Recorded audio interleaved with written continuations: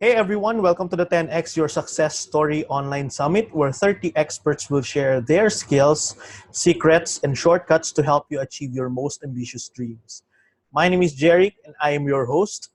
Our guest is the founder and chief trainer of Writing Hacks Academy, an online school empowering Filipinos to promote their brand or business through writing and content marketing. With over 4,000 email subscribers, Jonah specializes as a business writing trainer, delivering over 50 successful public seminars since 2016 to both individuals and to corporate clients.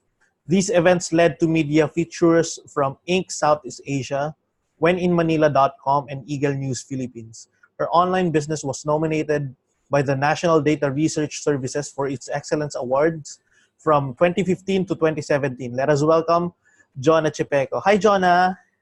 Hi, Jeric, and hello for everyone who's watching. Uh, Thank you for having me. yeah, we're glad to have you here and thank you for joining us on this online summit. Jonah, you said that what enabled you or what helped you achieve all of these success is through your core skill, which is business writing, right? What got you started in business writing, and what's your story? How did it help you um, achieve your dreams? Okay, first let me introduce what I do. Yeah.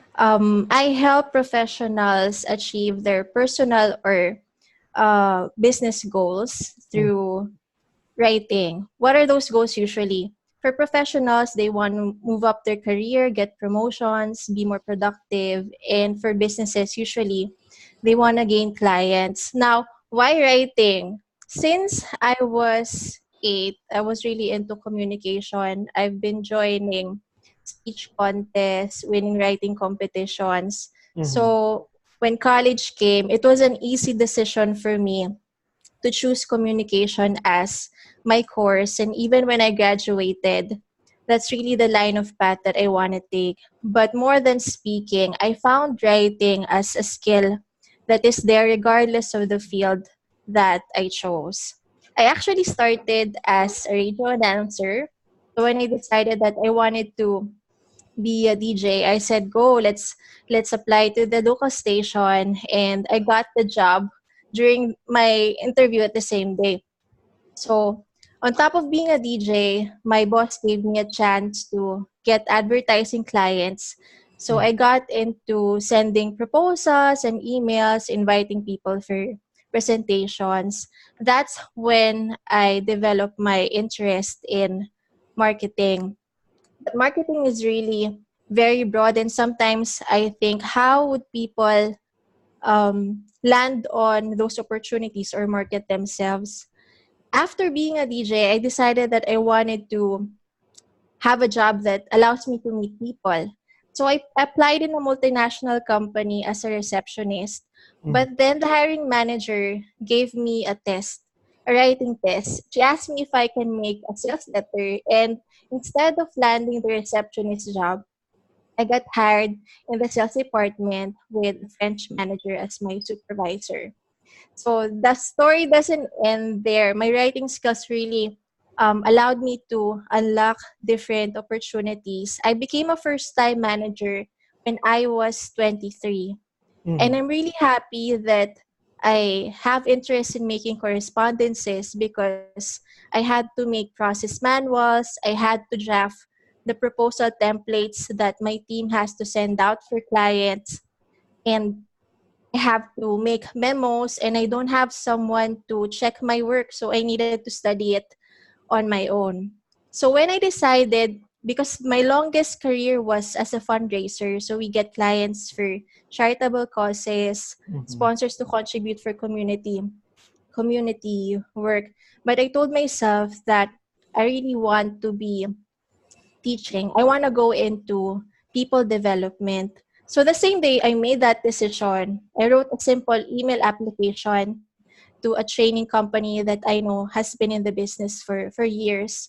And I was interviewed by their president, got assessed, and then I landed to becoming a business writing trainer. So if you notice, things came easily for me. The things that I wanted to do, the job that I wanted to accomplish, even partners that I wanted to have when I began to be an entrepreneur. A simple email or a simple letter being sent to my prospects would allow me to have the chance to mention who I am, my goal, and have people on board. So that's how I started to get into business writing, Jeric. All right, awesome story. I mean, from the time that you were still a kid until now that you are a professional, writing and communicating is, really has really helped you achieve a lot of success. I'm curious. Can you give us some tips on how to, better our writing so that we could, walk away from here and knowing that we could write better emails or letters, etc. Yeah. When I was interviewed by Inc. Southeast Asia a year ago, actually, I got featured 3 times in the online magazine. One thing that they've asked me is what common mistakes do entrepreneurs or business people keep committing and that they should avoid. So the first thing that I mentioned was lack of customization. Mm. So we really have to be personal when we send out emails or when we send out letters for prospects because even as I speak, I receive letters or random emails without people actually mentioning my name or how they got my information. That's on top of saying the benefit that your client or your reader will get, of course. Right now in the digital age, we really need to add a personal touch to our communication. So it's an advantage if you will simply start by connecting. I can share with you a simple formula that I always Yeah, sure. use when I write, and I call it the CBA approach. So C stands for connect, Okay. B stands for benefit, and third is action. So those three should always be present in your communication when you speak or when you write. So find a way to connect with your reader. So if you're introducing yourself via email, tell them if someone referred you to the person, if you have a common interest, common event you've attended recently, common people that you know, and then second will be the benefit, of course, what's in it for the reader, regardless of the form of writing, whether business writing or copywriting. I'm sure you'll also have other interviewers will mention that the reader or your audience is important. So Mhm. make sure that your benefit is clear. Because sometimes we want to proceed with saying, oh, our company has been in the business for 10 years, we receive these awards, etc., etc. But if you lack that paragraph or statement about what benefit are you gonna give, then most likely you won't get the attention of the person whom you want to connect with. And last, of course, is the call to action. So simply adding how you want them to keep in touch with you. If, for example, you're asking for a quotation or you want to get a meeting request, so mention your phone number, your mobile number, how they can get back to you, or you can even mention ahead what days are you free or when is the best time for them to keep in touch with you. All right. So that's really a good tip. CBA, connect, which means personalizing and putting in your personality on your emails and your letters. Benefit, which is focusing on the audience and not Mm-hmm. us, and then call to action, which is what are the next step that they need to take. Right. Yes. Awesome. Um, what do you want to experience still in your life? I mean, you've been featured in on online magazine, other articles, right? What other experiences are you looking to have, and what drives you in achieving those? Mhm. Two things, and I'll explain each of them. What would be I want to be an example of faith in action, and the Hmm. second one is time freedom. So, what do I mean by faith in action? I mentioned my story of what I want since I was a child because most of us, when we grow up, as we want to try to pay bills and look for just jobs, we become unhappy with what we do. So when I was in the workplace, I would meet people who are literally dragging themselves to work because they don't enjoy what they do. So if you have a faith or belief about your potential, about who you want to become, then I believe that you should act on it. I know it takes courage to switch from one job to another, to becoming employed, to becoming an entrepreneur, but it's a matter of branding yourself really. Mhm. And that is possible too when you write, because I mentioned that my longest experience was in fundraising, and business writing was a tool that helped me to be good at that. But when I became a trainer, when I wanted to teach people about writing, I would highlight my credentials about writing, the materials I've created, the people that I've helped. And it's all a matter of branding and communicating how you want people to perceive you. So you can be anyone. If you're an accountant, but you wanted to be a virtual assistant, then highlight the skills and interests that you think would make you fit the role of a virtual assistant. Don't be afraid to pursue what you've dreamed to become. And then I mentioned time time freedom. So I'm the eldest child and have been a breadwinner since my siblings were studying. And Mhm. on several occasions, I've experienced that being with the family and providing is hard. So while I was working, I don't live with my family. I just go home on weekends. And sometimes, if my job would require me to go out of town or out of the country, I'll be away for them for months before I met them. One time, I was on my 6th month as a sales assistant, the job I mentioned earlier in my story. And I had to resign because my mother had to go through an operation. My Mhm. boss allowed me to be with her and to leave the company. Although at first I tried having requesting for flexible hours, but I couldn't juggle the role. So 8 years later, I experienced having my own accident at the peak of my career. So one rainy afternoon at the MRT station on my way to a meeting, I slid and hit my back. So I had to go through therapy for 6 months and I couldn't go to work. So I wanted people to experience a kind of lifestyle where they can be where they need to be. They can be there to recover their health. They can be there beside their family when there's an emergency. Or they can simply push the pause button when they feel I've had too much work. Let me take a break. And that's what the kind of lifestyle that I envision with the path that I'm pursuing right now. And I'm happy because I've quit employment 3 years ago. And the path has been going to that direction. I'm engaged and my fiance is out of the country. So whenever I had to go spend time with him or meet his family, I can take my work wherever I go. So that's also what I want my students, or hopefully those who will come across my story, would value. Awesome. All right. Thank you for sharing with us what drives you, faith in action and time freedom. Time freedom. Yeah. Time freedom really goes back to still family, right?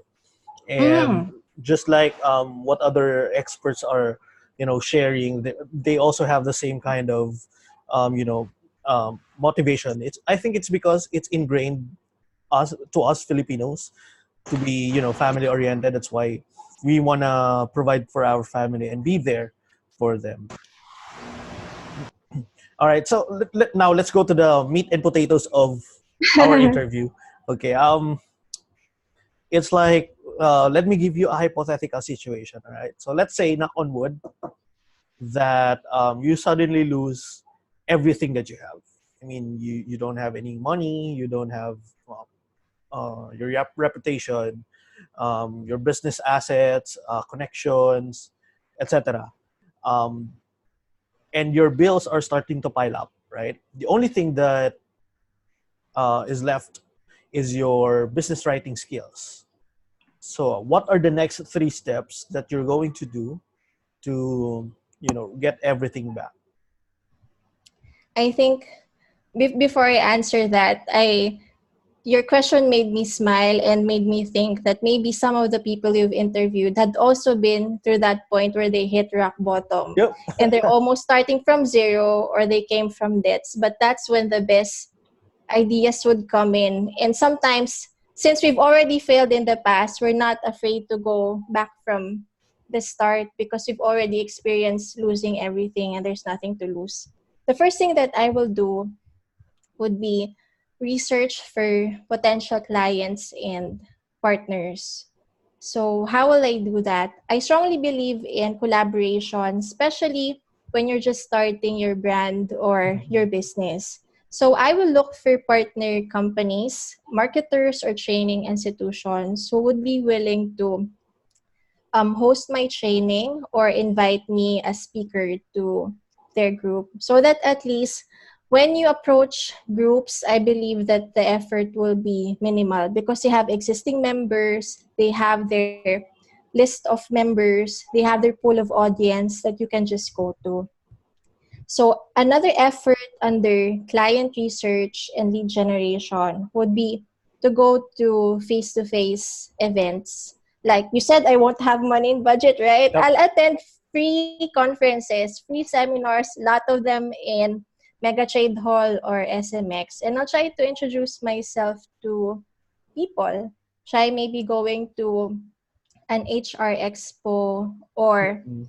a retailers conference where you can just introduce yourself to key people who are also in those events. Because even if I teach writing and I love communicating through emails or sending letters, Filipinos would also prefer a personal approach. So if I know someone from their company, if someone could refer me, the task will be easier for me. All right, can I move on to number 2? Are you Yep. good with client research and lead generation? The Okay. next thing I'll do is to develop proposals, develop my product and packages. Mm-hmm. So if you notice, client research goes first. Finding the people whom I can offer my services would go first. Because if I'm just stuck with what I want to offer them and what I want to present, I won't be able to adjust it according to their needs. When you're at the point when you have nothing, you need quick wins. At the same time, big wins that will help you contribute to your long-term goals. So it's like managing those two. You need something that can provide for you right now, but you also need efforts that will help sustain your business. So the two types of services that I will offer can meet those. And what usually are the products that I can think of based from my skills. So first would be in-house training or public Mm-hmm. seminar in partnerships with the companies I mentioned. I can also do freelance writing services. Mm-hmm. If they want me to check their sales letter templates, their training manuals, I can do that for them. I can also do courses that I can offer to them. Although among those two, because I've tried those in my journey, Jeric, before I did online courses for Writing Hacks Academy, Mm-hmm. I've been doing live talks and resource speaking. So I noticed that the income with online courses would be 10 times what I earned from resource speaking. So I might as well focus my effort on that. But I wouldn't regard or I wouldn't put down my experience in doing live seminars because that builds credibility that Yeah. will help people to know about you. That's where you can find pictures you can post online to see that you're really legit and Yeah. doing a good job. That's where you can also get testimonials. So proposal management and developing your product, that's the second. The last would be delivering your service. So how can you make the delivery extra special? Sometimes people would neglect it because, oh, you've already done your product, just give it to them. You've already done your training, just give it to them. But Mhm. that part of the process would also connect you back to step one. So when you do a talk, when you do an online course, it's another opportunity to get referrals, to find feedback, to get people whom you can partner with for future future projects. So that for me is a lean model that repeats itself. So research for clients, send proposals and find clients, deliver your service, and then go back to number one. All right, so your let's just recap, no, Jonah. Mhm. Um, your step one would be to find leads and client research, right? So you Yes. said that you're going to events, mostly free events since you don't have any budget for it, right? Say HR Expo or retailers, right? Mm. You're going to introduce yourself to them, so that it would also add a personal touch to your because of your presence, right? Now, step two would be proposal management. I'm really interested in this because you said that you're going to qualify your leads, right? Is Yes. there a way that you're using to, qualify your leads? Except from hot, warm, and cold. Yep. I think that's it. Uh, Um, but instead of qualifying, sometimes it's also on the number of proposals you send. mhm. So aside from, of course, pinpointing, which is the highest lead, which am I most likely going to partner with, it's also about the number of people you approach. So if you do not have that hot or warm contact, then send as many proposals that you can. But how I've approached my path is like when I started to pursue entrepreneurship, I've Mhm. already pinpointed people who I want to engage with. Okay. I already pinpointed mentors whom I want to connect with, CEOs or or event companies that I wanted to place myself in. So this minimizes the work for me. If I know that's Mhm. the top two or three in the industry, I'll just go for that. So that the effort and time that I spend will be more focused and I'll create more impact.